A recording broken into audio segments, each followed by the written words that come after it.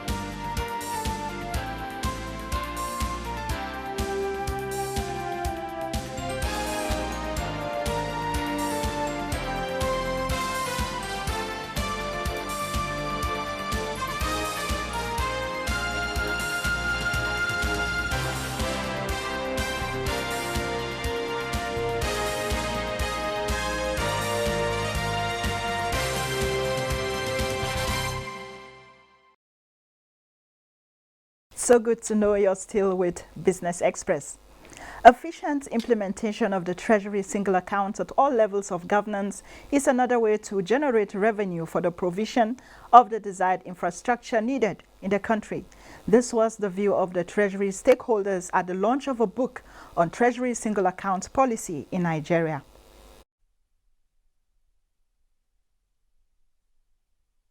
It is important that sub-national government key into any reform of the federal government, because Nigeria is one economy, and for the economy to keep moving forward, certainly all hands must be on deck. All these wastages have been eliminated.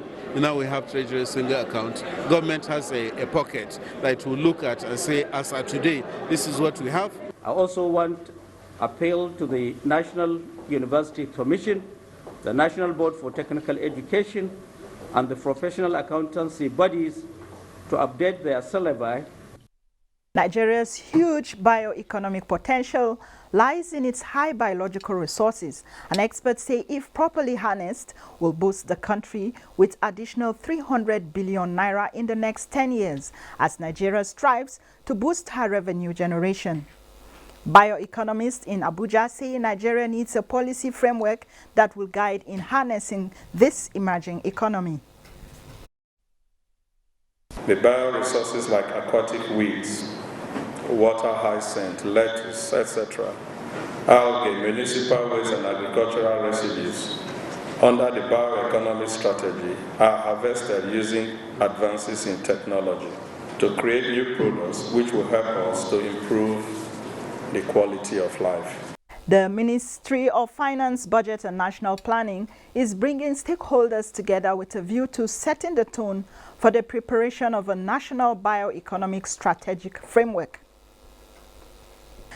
Meanwhile, the federal government expects additional $150 billion to the foreign reserves in the next 10 years through the implementation of the Zero Oil Plan. The Executive Director, Nigerian Export Promotion Council, Olusegun Awolowo, said through the Zero Oil Plan, the Council had identified 22 priority countries as markets for the Nigerian products, while 11 strategic products with high financial value were expected to replace oil.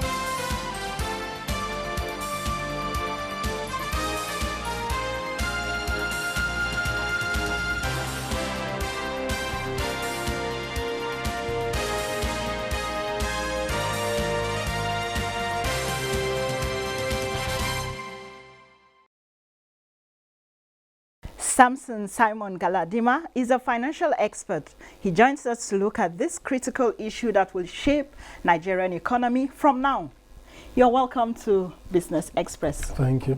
So let's start by having your thoughts on the finance law. All right. The Finance Act 2020 is a laudable fiscal legislation. Is actually an omnibus overhaul of the tax laws in Nigeria.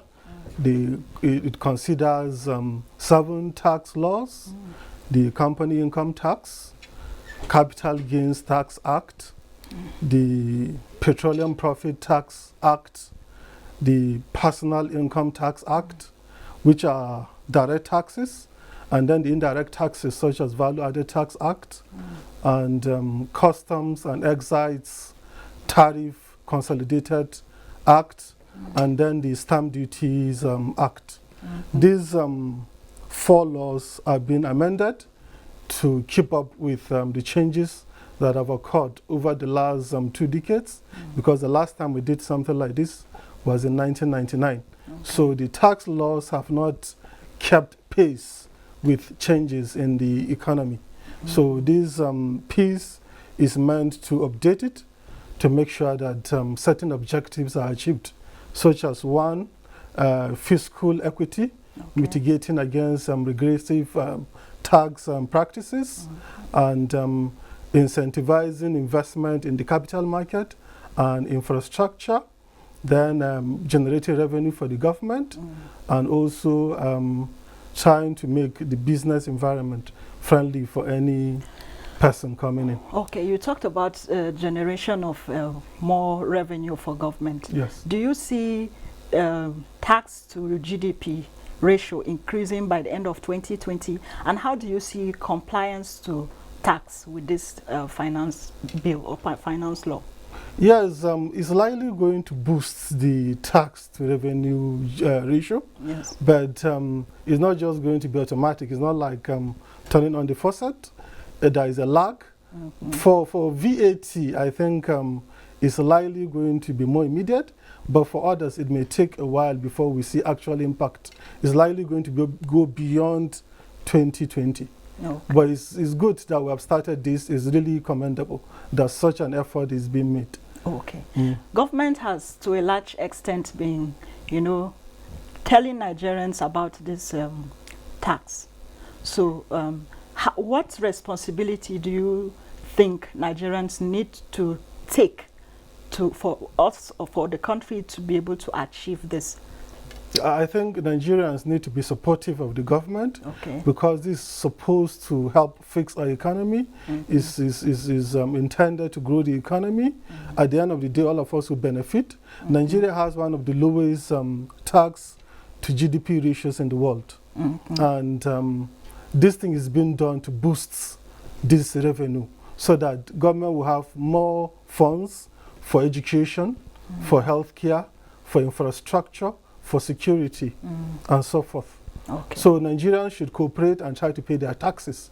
The compliance is really low, and government has realized that direct taxes, the compliance has not been that encouraging, and as a policy, they want to switch to indirect taxes. Okay. Yes. So one of the ways that government intends to achieve this is by using emails. Yes. This time around. Yes. So that, to avoid hard copies and things like that, or to reduce, let me say reduce, not avoid, to reduce use of papers and hard copies. Yes. How do you see this helping out in getting the required data and information concerning tax? Yes, the world is moving digital. People are evolving, and we're trying to do things more efficiently. And it's too outmoded for somebody to be plying routes trying to deal with tax issues.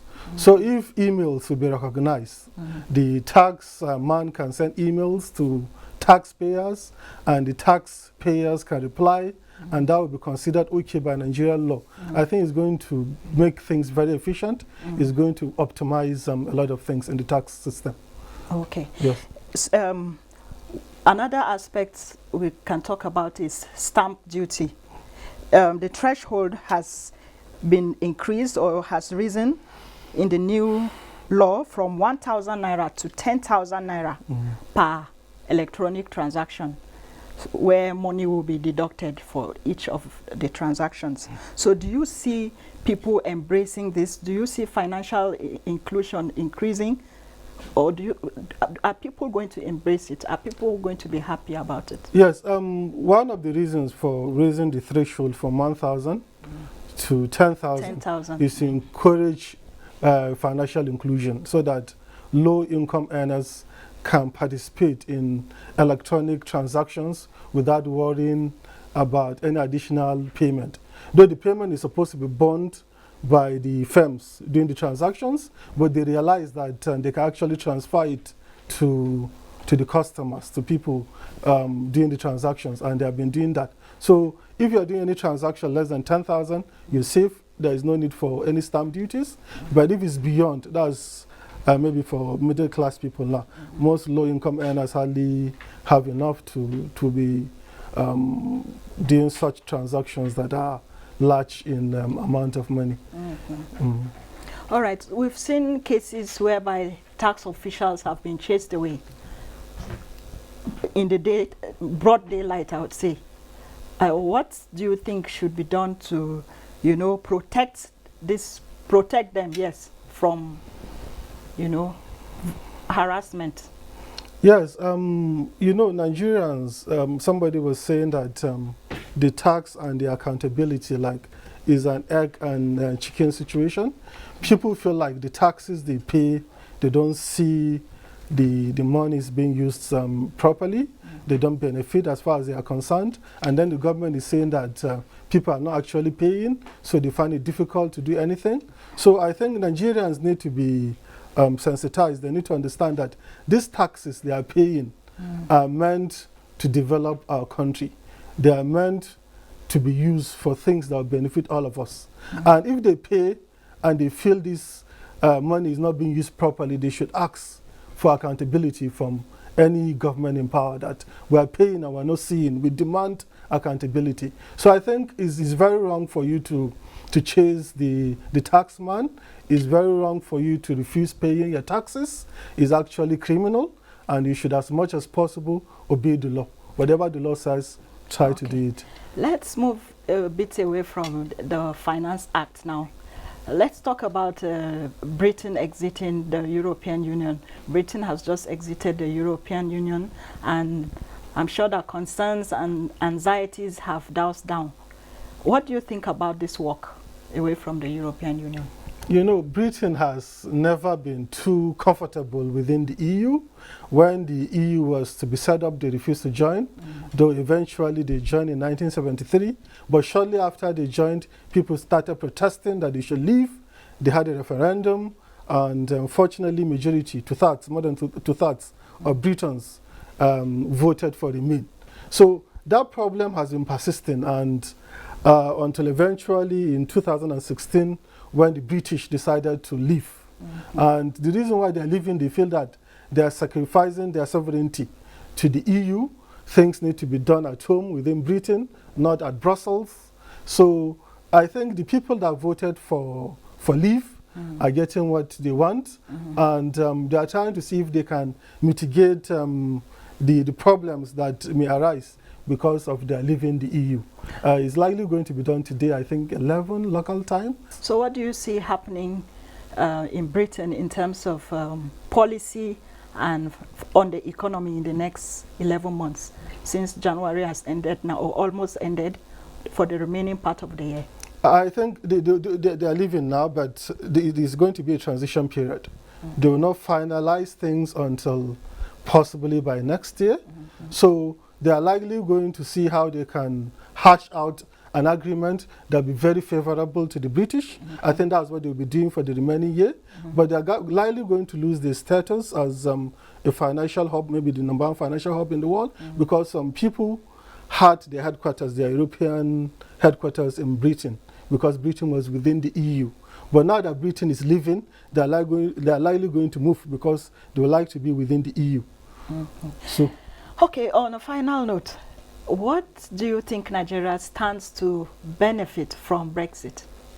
I think the attention of the British would be taken off the EU to a large extent, and then they will be needing countries like Nigeria to see if they can make up for what they are missing by leaving the EU. Okay. Yes. So what should Nigeria do to prepare itself? I think Nigeria should study the situation and see how they can benefit from the situation.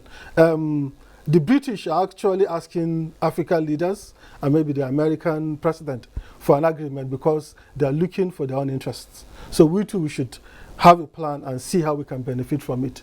Okay. Yes. Thank you very much, Samson Simon Galadima, Yes. for coming on Business Express. Thank you. It's a pleasure having you on the program. Thank you. On that note, let's see how the Naira is faring alongside other major currencies.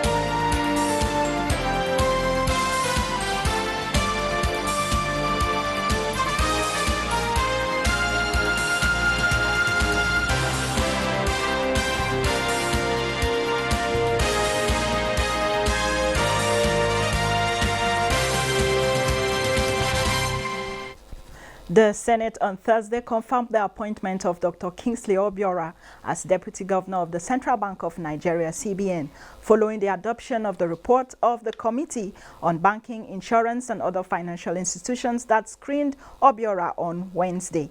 The President of the Senate, Senator Ahmad Lawan, put the question to vote after a consideration of the report of the committee. It was unanimously carried out by the senators. Dr. Obiora is set to assume duty upon the retirement of Dr. Oku Joseph Nana on February 2nd, 2020. The rally has indeed waned at the Nigerian stock market as stocks continue to decline this Friday. The all-share index dropped by 0.65% to 28,843.52 points. 348 million shares valued at 4.206 naira were exchanged in 4,610 deals. Zenith Bank topped volume with more than 47 million shares, followed by Unilever and UBA. So let's go outside Nigeria to see how the coronavirus has hit stocks, taking toll on the markets across the world. Bosede Abel takes it from here. Global markets continue to dip as coronavirus spreads.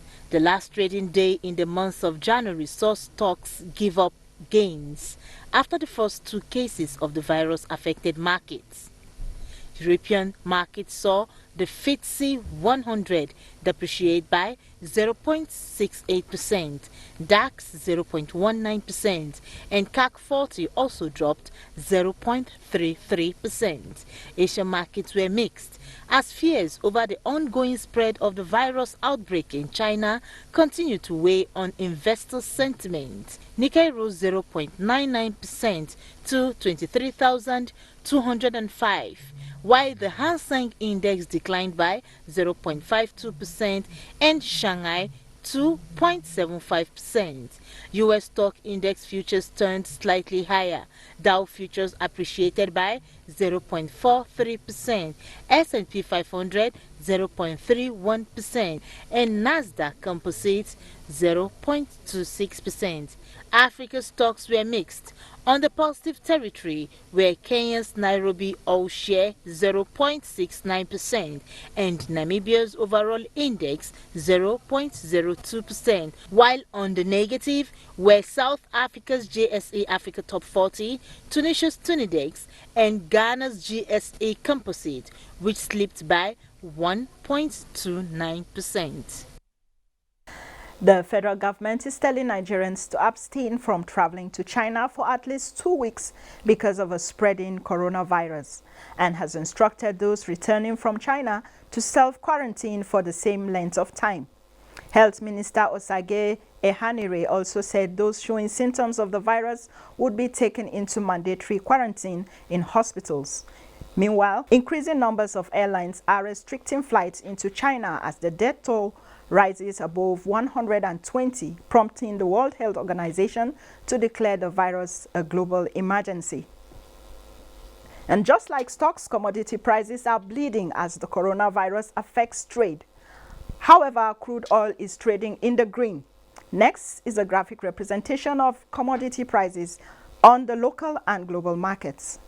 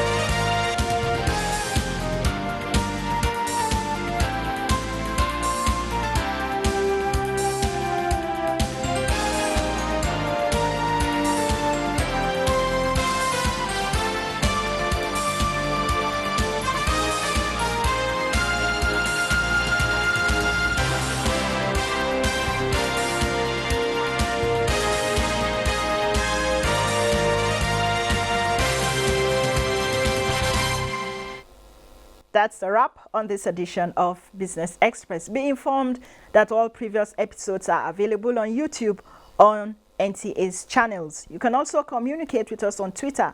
The handle is at NTA News Now. The hashtag is BizX. Business Express returns next week, Monday. I am Muplang Dakok.